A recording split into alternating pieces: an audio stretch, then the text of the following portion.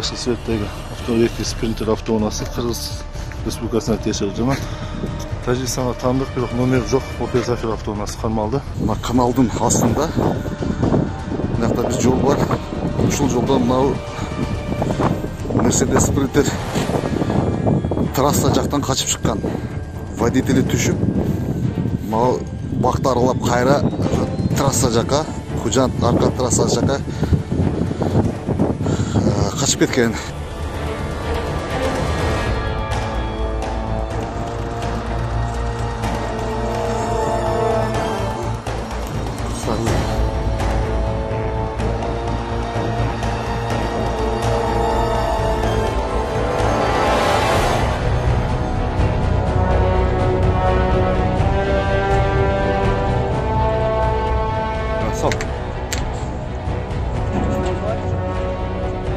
Болжолду эсептегенибизде жалпы 1040 яшик андан чыкты. Ошол менен бирге мына бочканын крышкалары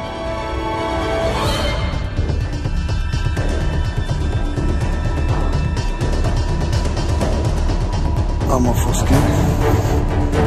Канча чыгат примерно? А? 3 тонна.